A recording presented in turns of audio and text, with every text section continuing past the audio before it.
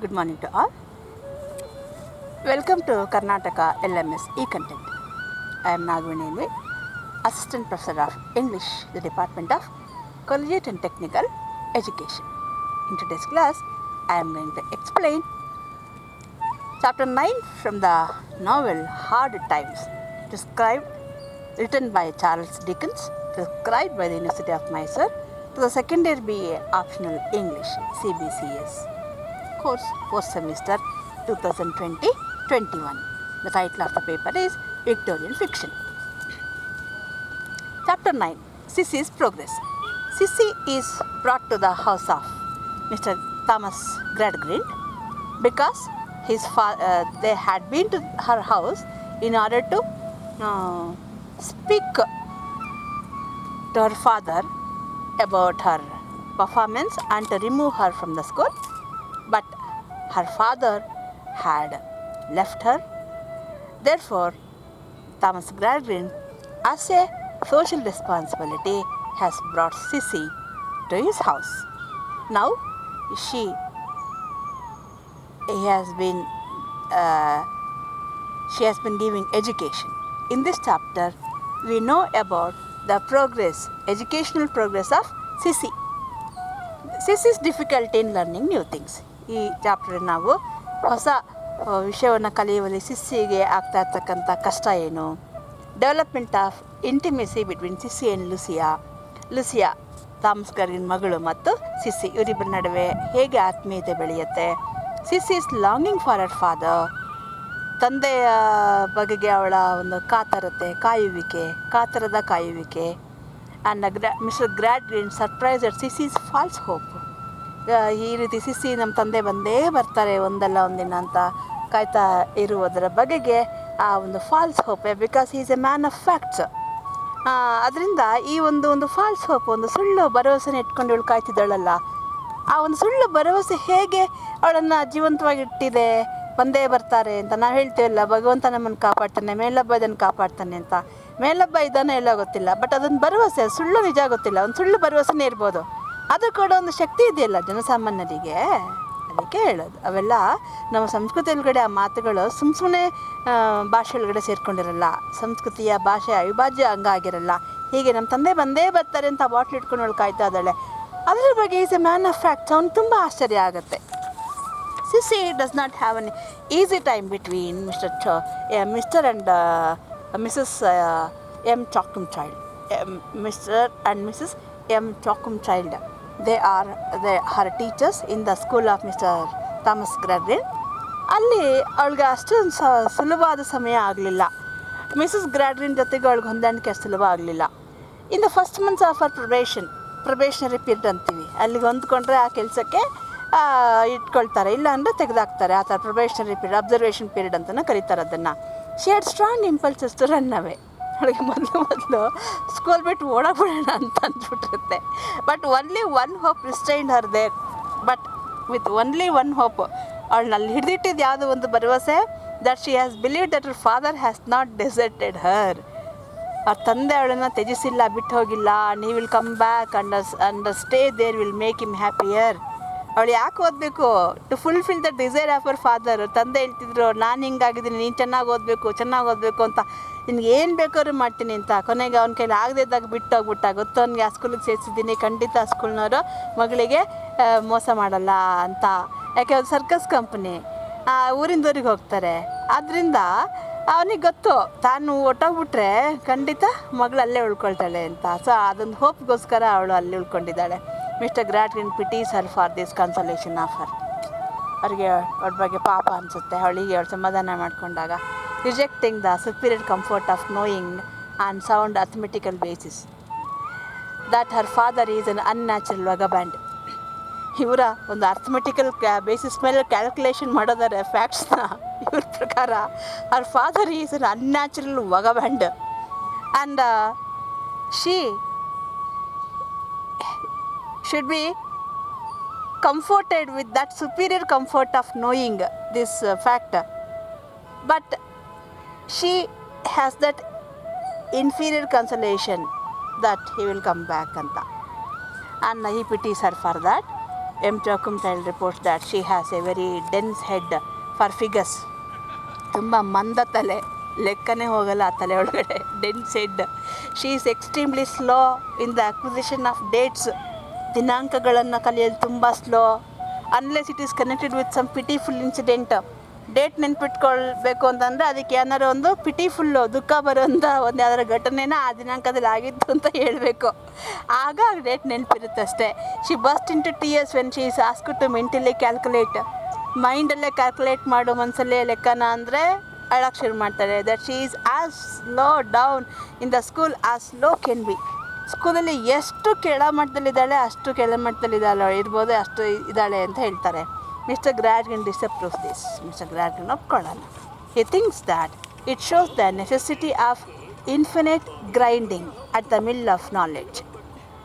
ಅವ್ರು ಹೇಳ್ತಾರೆ ನೆಸೆಸಿಟಿ ಅವಳಿಗೆ, ಹೌದಾ, I quote and unquote. Necessity of infinite grinding at the mill of knowledge. ಇವ್ರ ಪ್ರಕಾರ ನಾಲೆಡ್ಜ್ ಸ್ಕೂಲಲ್ಲಿ ಅದು ಮಿಲ್ ಆಫ್ ನಾಲೆಡ್ಜ್. ಆ ಮಿಲ್ ಆಫ್ ನಾಲೆಡ್ಜಲ್ಲಿ ಇನ್ಫಿನೈಟ್ ಗ್ರೈಂಡಿಂಗ್ ಮಾಡಿದ್ರೆ, ಚೆನ್ನಾಗಿ ರುಬ್ಬಿದ್ರೆ ಹಾಕ್ಕೊಂಡು ಅವಳು ಬುದ್ಧಿವಂತೆ ಆಗ್ತಾಳೆ. ಆ್ಯಸ್ ಪರ್ ಸಿಸ್ಟಮ್, ಅದಕ್ಕೆ ಗ್ರೈಂಡಿಂಗ್ ಮಾಡೋಕ್ಕೆ ಒಂದು ಸಿಸ್ಟಮ್ ಇದೆಯಲ್ಲ ಆ ಮಿಲ್ಲಲ್ಲಿ, ಮಿಲ್ ಆಫ್ ನಾಲೆಡ್ಜಲ್ಲಿ ಸಿಸ್ಟಮ್ ವ್ಯವಸ್ಥೆ ಇದೆ, ಶೆಡ್ಯೂಲ್ ಇದೆ, ಬ್ಲೂ ಬುಕ್ ಇದೆ, ರಿಪೋರ್ಟ್ ಇದೆ, tabular statements A to Z ಇದೆ. And that joke must be kept it. ಎಲ್ಲನೂ ಇದ್ರ ಪ್ರಕಾರ ಅವಳಿಗೆ she must be kept it. ಅವಳಿಗೆ ಇದನ್ನು ಕೊಡಿ, ಇದ್ರ ಪ್ರಕಾರ ಟ್ರೈನಿಂಗ್ ಕೊಡಿ, ಗ್ರೈಂಡ್ ಮಾಡಿ ಅಂತ ಹೇಳ್ತಾರೆ. So Jupe is kept it and becomes low spirited but no wiser. Yes, ಆ ಸಿಸ್ಟಮ್ ಪ್ರಕಾರನೇ ಟ್ರೈನಿಂಗ್ ಕೊಡ್ತಾರೆ. But what will happen? She becomes low spirited. ಅವಳ ಉತ್ಸಾಹ ಕಡಿಮೆ ಆಗೋಯ್ತು. Low spirited but no wiser. ಬುದ್ಧಿಯೇ ಬೆಳೀಲಿಲ್ಲ. There is so little communication between Sissy and Louisa because of the monotonous mechanical way of life which discourages human interference at Stone Lodge. Stone ಲಾಡ್ಜಲ್ಲಿ ಯಾರ ಜೊತೆ ಯಾರು ಅಷ್ಟು ಮಾತಾಡೋ ಆಗಿಲ್ಲ, ಅನ್ನೆಸರಿ ಮಾತಾಡೋ ಆಗಿಲ್ಲ, ಎಲ್ಲರಿಗೂ ಸೆಪ್ರೇಟ್ ರೂಮ್ಸು. ಅದರಿಂದ ಸಿಸ್ಸಿ ಆ್ಯಂಡ್ ಲುಸಿಯಾ ನಡುವೆ ಒಂದು ರೀತಿಯ ಕಮ್ಯುನಿಕೇಷನ್ ಬೆಳೀಲೇ ಇಲ್ಲ. There is very little communication because of monotonous, ಏಕತಾನತೆ ಇರ್ತಕ್ಕಂಥ ಮೆಕ್ಯಾನಿಕಲ್, ಯಾಂತ್ರಿಕವಾದಂಥ ಒಂದು ಜೀವನ ವಿಧಾನ. ಇಲ್ಲಿ ಯಾವುದೇ ರೀತಿಯ ಒಂದು ಹ್ಯೂಮನ್ ಇಂಟರ್ಫಿಯರೆನ್ಸ್ಗೆ ಅವಕಾಶ ಇಲ್ಲ. And also because of prohibition of relative Sissy Jupe's past career. Sissy ಜುಬ್ದು ಹಿಂದಿನ ಉದ್ಯೋಗ ಸರ್ಕಸ್ಸು. ಸೊ ಸರ್ಕಸ್ ತಕ್ಕಾಗೆ ಅವಳ ಸಂಸ್ಕೃತಿ ಇರುತ್ತೆ. ಆ ಸರ್ಕಸ್ ಉದ್ಯೋಗ ತಕ್ಕಾಗೆ ಅವಳು ಲುಸಿಯಾ ಜೊತೆಗೆ ಬರೀಬಾರ್ದು ಅಂತ ಒಂದು ಕಾರಣ. So they are still strangers. ಹಾಗಾಗಿ ಅವ್ರು ಇನ್ನೂ ಒಂದೇ ಮನೇಲಿದ್ದರು. They have remained strangers. One night, ಒಂದಿನ ರಾತ್ರಿ, Sissy and Louisa get a little chance to converse with each other. ಹೆಂಗೋ ಒಂದು ಟೈಮ್ ಸಿಕ್ಬಿಟ್ಟು ಇಬ್ಬರು ಮಾತಾಡೋಕ್ಕೆ. Sissy says to miss Louisa that it is a fine thing to be like her. Sissy ಲುಸಿಯಾಗಿ ಹೇಳ್ತಾಳೆ, it's really a fine thing to be like you. ನಿನ್ನ ಥರ ಇರೋಕ್ಕೆ ಎಷ್ಟು ಚೆನ್ನಾಗಿರುತ್ತಲ್ವ, ನಿನ್ನ ಥರ ಆಗಬೇಕು ನನಗೂ ಆಸೆ. And she should know so much. ಅದಕ್ಕೆ ನಾನು ತುಂಬ ಕಲಿಬೇಕಲ್ವ. ಆಲ್ ದಟ್ ಈಸ್ ಡಿಫಿಕಲ್ಟ್, ಎಲ್ಲ ಕಷ್ಟ ಇರೋದೆಲ್ಲ ಕಲಿಬೇಕಲ್ವ. Then will be so easy to learn. ಈಗ ನಾನು ನಿನ್ನ ಥರ ಚೆನ್ನಾಗಿ ಕಲ್ತ್ಬಿಟ್ರೆ ನನಗೆ ಎಲ್ಲ ಕಷ್ಟ, ನನಗೆ ಎಲ್ಲ ಈಸಿ ಆಗುತ್ತಲ್ವ. Louisa says that she might not be better for that. Louisa ಹೇಳ್ತಾಳೆ, ನಾನು ಕಲ್ತಿರೋದೆಲ್ಲ ಕಲಿಯೋಕ್ಕೆ ನೀನು ಅಷ್ಟು ಬೆಟರ್ ಅಲ್ಲ ಅನಿಸುತ್ತೆ, ಆಗಲ್ಲ ಅನಿಸುತ್ತೆ. Sissy says that she is a stupid girl. Yes, ನಾನು stupid girl. All through school hours and through school hour she makes mistakes. ಹೌದು, ನಾನು ದಡ್ಡಿ. ನನ್ನ ಸ್ಕೂಲಲ್ಲಿ ಪಾಠ ಹೇಳಿ ತುಂಬ ಮಿಸ್ಟೇಕ್ಸ್ ಮಾಡ್ತೀನಿ. Mister and missus M Choakum calls her up over and over again regularly to make mistakes. ಪದೇ ಪದೇ ನನ್ನನ್ನೇ, ನಾನು ತಪ್ಪು ಮಾಡ್ತೀನಿ ಅಂತ ಗೊತ್ತಲ್ವ, ನನ್ನ ಬಿಟ್ಬಿಡ್ಬೇಕಲ್ವ, ನನ್ನನ್ನೇ ಪದೇ ಪದೇ ಎಪ್ಸಿ ಕೇಳ್ತಾರೆ. ನಾನು ಪದೇ ದೇ encourage me to make mistakes. Calls her up over and over again regularly to make mistakes. She mention some mistakes committed by her. ಅವಳು ಮಾಡೋ ಏನೇನು ತಪ್ಪೆಲ್ಲ ಹೇಳ್ತಾಳೆ. ಅದು ಓದ್ಕೊಳ್ಳಿ ಕಾದಂಬರಿನಲ್ಲಿ, ಚಾಪ್ಟರ್ಲಿ ದೊಡ್ಡದಾಗುತ್ತೆ ಅಂತ ಹೇಳ್ತಾ ಇಲ್ಲ. And Louisa corrects them. Louisa ಅವಳು ಏನೇನು ತಪ್ಪು ಮಾಡ್ತಾಳೆ ಅದನ್ನೆಲ್ಲ ಕರೆಕ್ಟ್ ಮಾಡ್ತಾಳೆ. Then Louisa wants to know about Sissy's father. ಅದಕ್ಕೆ ಹೇಳೋದು ಮಕ್ಕಳಿಗೆ ಮಾತಾಡ್ಕೊಳಕ್ಕೆ ಬಿಡಬೇಕು ಅಂತ. ಟೀಚರ್ ಕೈಲಿ ಆಗದೆ ಇರೋ ಕೆಲಸನ ಮಕ್ಕಳಲ್ಲೇ ಒಂದು ಕಮ್ಯುನಿಕೇಷನ್ಗೆ, ಆ್ಯಕ್ಟಿವಿಟೀಸ್ಗೆ ಬಿಟ್ಟಾಗ ಅವರಲ್ಲೇ ಕಮ್ಯುನಿಕೇಟ್ ಮಾಡ್ಕೊಂಡು ಕಲ್ತ್ಬಿಡ್ತಾರೆ. wants to know that about Sissy's father and mother in spite of the restriction imposed upon her. ಸಿಸ್ಸಿಗೆ ಹೇಳಿದರು ನಿಮ್ಮ ಅಪ್ಪ ಅಮ್ಮನ ಬಗ್ಗೆ ಏನು ಹೇಳಬಾರ್ದು ಅಂತ, ಲೂಯಿಸಿಂಗೆ ಹೇಳಿದ್ರು ಏನು ಕೇಳಬಾರ್ದು ಅಂತ. But she wants to, though she is restricted, they were restricted, Louisa asks to know about Sissy's father and mother. Sissy says that her mother was a dancer at one time with more education than her affectionate father. ನಮ್ಮಮ್ಮ dancer, ಅವನು she had more education than my father, but my father was affectionate father. ನನ್ನ ತಂದೆ ತುಂಬ ಪ್ರೀತಿ ಉಳ್ಳಂಥ ತಂದೆ. And she expired at the birth of Sissy ಸತ್ತೋದಾಗ ನಮ್ಮ ತಾಯಿ ಎಕ್ಸ್ಪೈರ್ ಆಗಿಬಿಟ್ರಂತೆ, ಅವ್ರ ತಾಯಿ ಎಕ್ಸ್ಪೈರ್ ಆಗಿಬಿಟ್ರಂತೆ. Sissy was a source of consolation and comfort ಅವ್ರ ಫಾದರ್. ಅವ್ರ ತಂದೆ ಆಮೇಲೆ ಮದುವೆ ಆಗಲಿಲ್ಲ. ಸಿಸ್ಸಿನೇ ಅವ್ರ ತಂದೆಗೆ ಎಲ್ಲ ರೀತಿಯ ಸಮಾಧಾನದ ಒಂದು ಸಂಪತ್ತಾದರು. Particularly since his bad time, ಅದರಲ್ಲೂ ಅವರ ಕೆಟ್ಟ ಸಮಯದಲ್ಲಿ ಸಿಸ್ಸಿನೇ ಅವರ ಜೀವನಕ್ಕೆ ಒಂದು ಎಲ್ಲ ಸಂತೋಷದ ಮೂಲ, ಸಮಾಧಾನದ ಮೂಲ ಆಗಿಬಿಟ್ಟಿದ್ಲು. He used to tell her that as he was poor, weak, ignorant, helpless man, he wanted her so much to know a great deal and be different from him. ಅವ್ರು ಹೇಳ್ತಾರೆ, ನಾನು ತುಂಬ ಬಡವ ಮನುಷ್ಯ, ವೀಕ್, ದುರ್ಬಲ, ನಿಶಕ್ತ, ಇಗ್ನೋರೆಂಟ್, ಅಜ್ಞಾನಿ, ಹೆಲ್ಪ್ಲೆಸ್, ಅಸಹಾಯಕ. ಆದ್ದರಿಂದ ನೀನು ನನ್ನ ಥರ ಆಗಬಾರ್ದು. I want you to know a great deal, ತುಂಬ ವಿಷಯಗಳು ತಿಳ್ಕೊಬೇಕು. And be different from him, ಓದಬೇಕು, ನನಗಿಂತ ವಿಭಿನ್ನವಾಗಿರಬೇಕು. She used to read to him to cheer his courage. ಅವನಿಗೋಸ್ಕರ ಧೈರ್ಯ ತುಂಬಲಿಕ್ಕೆ ಪುಸ್ತಕಗಳನ್ನ ಓದಿ ಹೇಳ್ತಿದ್ಲು. And he was very fond of that. ಅವ್ರಿಗೆ ತುಂಬ ಇಷ್ಟ ಪುಸ್ತಕ ಕೇಳಿಸ್ಕೊಳ್ಳೋದು ಅಂದರೆ. ದೇ ವರ್ ರಾಂಗ್ ಬುಕ್ಸ್, ಅವುಗಳು ತಪ್ಪು ಪುಸ್ತಕ. ಅವ್ರಿಗೆ ಯಾರು ಹೇಳ್ತಾರೆ ಇದು ಸರಿ ಇದು ತಪ್ಪು ಅಂತ? ಸಿಕ್ಕಿದ ಪುಸ್ತಕ ತೊಗೊಂಡು ಓದ್ತಾರೆ. But there was not any harm in them. ಆದರೆ ಆ ಪುಸ್ತಕದಲ್ಲಿ ಅಂಥ ಅಪಾಯ ಇರಲಿಲ್ಲ. ಶಿ ಸಾಪ್ಸ್, ಆ ತಂದೆ ನೆನೆಸ್ಕೊಂಡು ಶಿ ಸಾಪ್ಸ್, ಬಿಕ್ಳಿಸ್ತಾಳೆ, remembering how one day her father was angry. ನಮ್ಮ ಅಪ್ಪಂಗೆ ಇದ್ಕಿದಂಗೆ ಒಂದಿನ ಕೋಪ ಬಂತು. With the dog Merrylegs for its ill performance. ಸರ್ಕಸಲ್ಲಿ ಆ ಡಾಗ್ ಜೊತೆಗೆ ಪರ್ಫಾರ್ಮೆನ್ಸ್ ಮಾಡುವಾಗ ಸರಿಯಾಗಿ ಪರ್ಫಾರ್ಮ್ ಮಾಡಲಿಲ್ಲ. ಅಪ್ಪಂಗೆ ಕೋಪ ಬಂದುಬಿಡ್ತು. ಆ್ಯಂಡ್ ಬೀಟ್ ದ ಡಾಗ್, ನಾಯಿಗೆ ಹೊಡೆದಾಕ್ಬಿಟ್ರು. And how she told him not to hurt the creature who was so fond of him. ಅಷ್ಟು ಪ್ರೀತಿಯಾಗಿರೋ ನಾಯಿ ನಿಮ್ಮನ್ನ ಅಷ್ಟು ಪ್ರೀತಿಸುತ್ತೆ, ಅದಕ್ಕೆ ಹೊಡಿಬೇಡಿ ಅಪ್ಪ, ಏನೇ ಮಾಡಲಿ ಅಂತಾಳೆ. ಆ್ಯಂಡ್ ಹೌ ಈ ಸ್ಟಾಪ್ಡ್, ಅವಳು ಹೇಳ್ತಿದ್ದಂಗೆ ಅವ್ರ ತಂದೆ ಹೊಡಿಯೋದು ನಿಲ್ಲಿಸ್ಬಿಟ್ರು. And began to cry with the dog in his arms. ನಾಯಿನ ತಪ್ಪಿಕೊಂಡು ಅಳಕ್ಕೆ ಶುರು ಮಾಡಿಬಿಟ್ರು. Louisa consoles her with a kiss. ಅವಳನ್ನು ಮುತ್ತಿಡ್ತಾರೆ Louisa. And wants to know how her father had left her. ಆಮೇಲೆ ಆ ತಂದೆ ಹೇಗೆ ಬಿಟ್ಟು ಹೋದರು ಅನ್ನೋದನ್ನು ತಿಳ್ಕೊಳ್ಳೋಕೆ ಇಷ್ಟಪಡ್ತಾಳೆ. Sissy explained that one afternoon she came from school and found her father returned from the booth. ಸರ್ಕಸ್ಸಿಂದ ಬಂದಿದ್ದರು, ಅವಳು ಸ್ಕೂಲಿಂದ ಬಂದಿದ್ಲು. Rocking himself over the fire. ಆ ಬೆಂಕಿಯ ಒಲೆಯ ಮೇಲೆ ಅವರು ಆರಾಮಾಗಿ ಕೂತಿದ್ರು. As if he was in pain, ಆದರೆ ತುಂಬ ನೋವಿನಲ್ಲಿದ್ದರು. She asked him if he was hurt, ನೋವಾಯ್ತಾ ಅಂತ ಕೇಳಿದೆ. He said that he was hurt a little, ಹೌದು ಗಾಯ ಆಗಿದೆ ಅಂತ ಹೇಳ್ತಾರೆ. And she saw him crying, ಅಳ್ತಾ ಇರ್ತಾರೆ. ಆ್ಯಂಡ್ ಹಿ ಸೆಡ್ ನಥಿಂಗ್, ಏನೂ ಹೇಳಲಿಲ್ಲ ಅವರು. But my darling and my love ಅಷ್ಟೇ ಹೇಳಿದ್ದು. He said that he gave no satisfaction again ನಾನು ಪ್ರೇಕ್ಷಕರಿಗೆ ತೃಪ್ತಿ ಕೊಡಲಿಲ್ಲ, ನಗಿಸ್ಲಿಲ್ಲ. And he was in shame and disgrace. ನನ್ನ ಕೆಲಸ ಸರಿಯಾಗಿ ಮಾಡೋಕ್ಕಾಗಿಲ್ಲ, ನನಗೆ ಶೇಮ್ ಆಗ್ತಿದೆ, ಡಿಸ್ಗ್ರೇಸ್ ಆಗ್ತಿದೆ. She consoled him with all the affectionate things that came to her heart.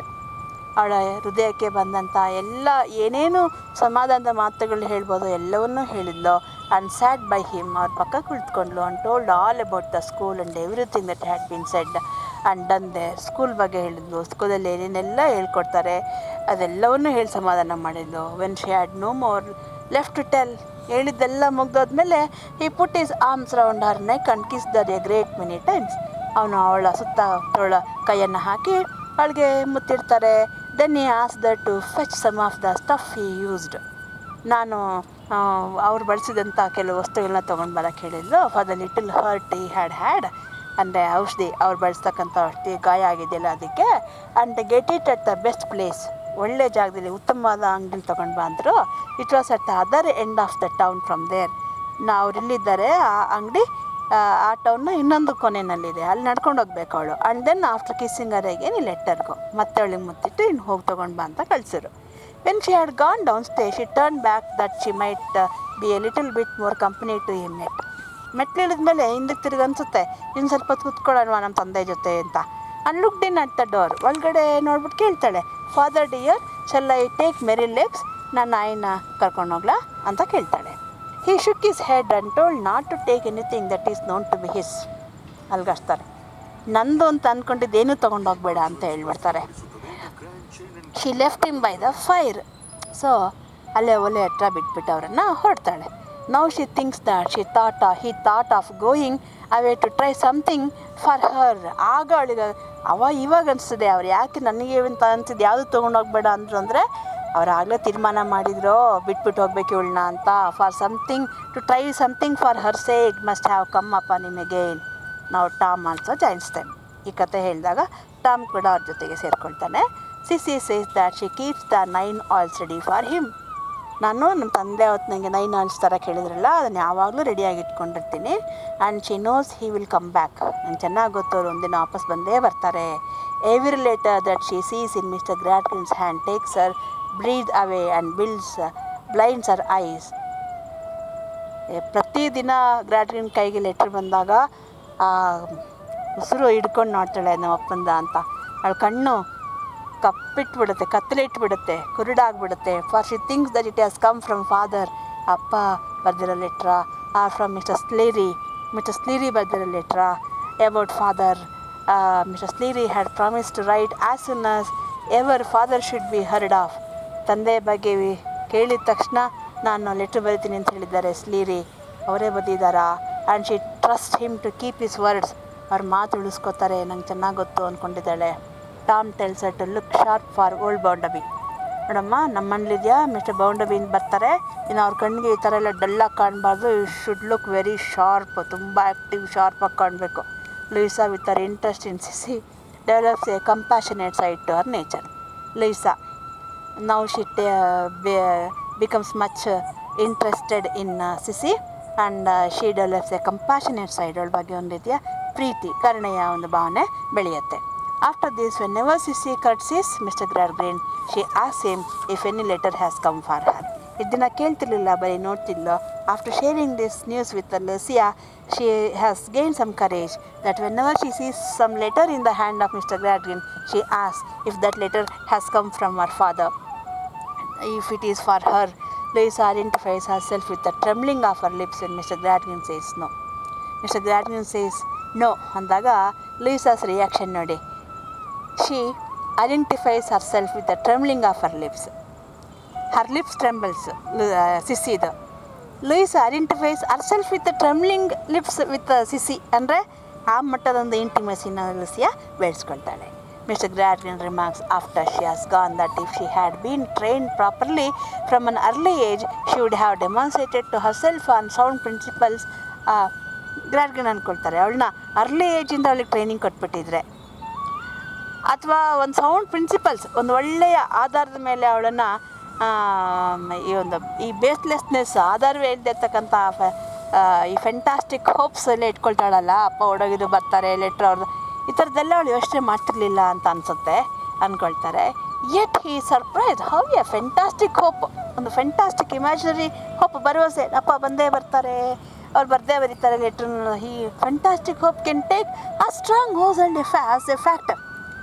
ಇಷ್ಟು ಒಬ್ಬ ಮನುಷ್ಯನ ಮನಸ್ಸನ್ನು ಹಿಡಿದಿಡಬಲ್ಲದು, ಇಷ್ಟು ಸ್ಟ್ರಾಂಗ್ ಹೋಲ್ಡ್ ಮಾಡಬಲ್ಲದು ಫ್ಯಾಕ್ಟ್ಸ್ ಥರ ಅನ್ನೋದು ಅವ್ರಿಗೆ ಆಶ್ಚರ್ಯ ಆಗುತ್ತೆ.